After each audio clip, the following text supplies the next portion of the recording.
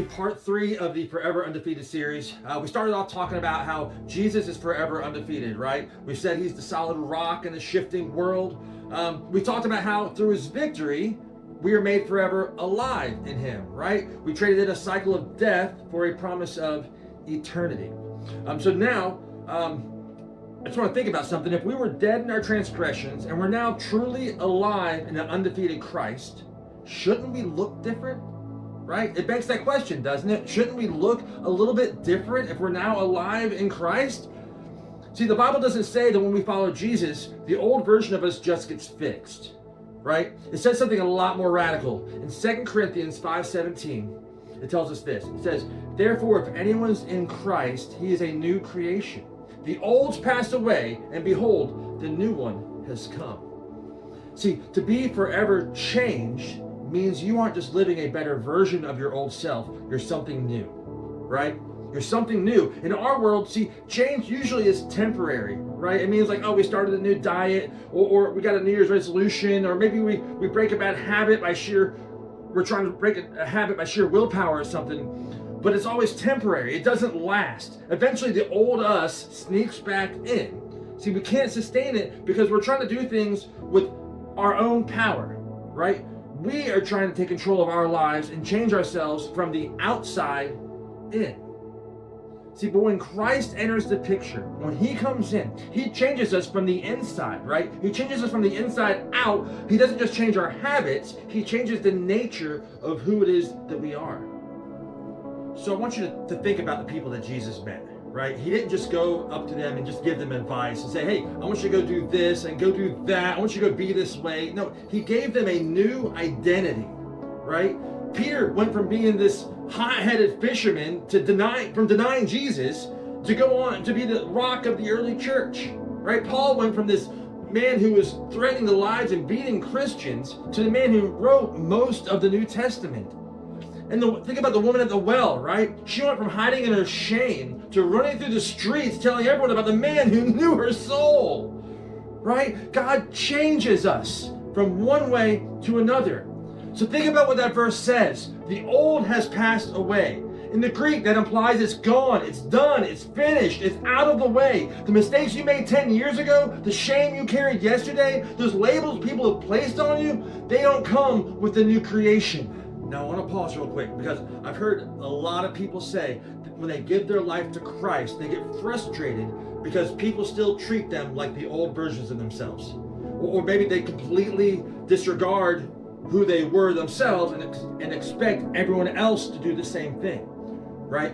See, while we are a new creation, we still exist in this world, right? And while the old has passed, we still may have to face the consequences of those past choices. See, sometimes it may mean legally, sometimes it may mean relationally, and with that, we have to be patient with others and be prayerfully asking for them to accept who it is that we are now and be okay with whatever consequences come as a result, right?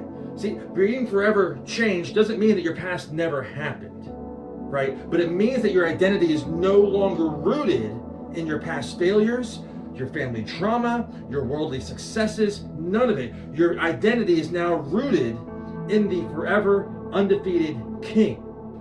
But on the flip side, aren't there some times that you also feel like that maybe you haven't changed? You're still struggling with some things. You're still messing up some things. You start wondering yourself, Lord, does that mean that it didn't work?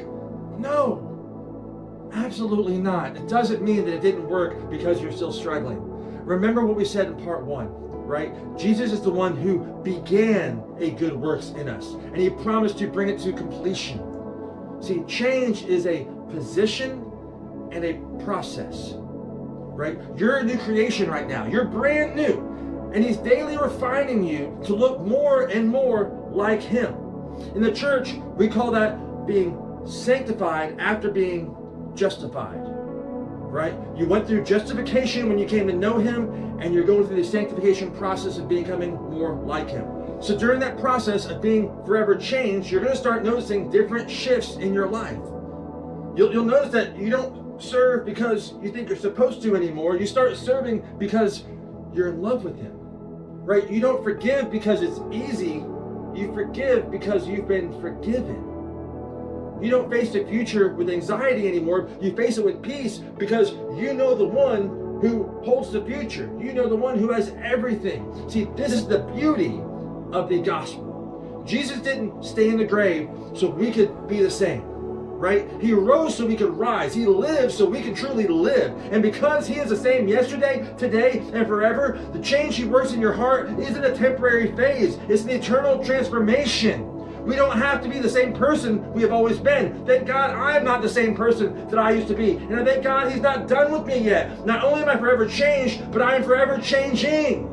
Christ calls us to be more and more like him and forgives us when we fall short. Thank God he continues to work on all of us so we may come to know the joy that he has for us. Thank God we don't have to be defined by our old life. Today, we get the opportunity to walk in the new. Throughout this series, we've seen this beautiful progression, right?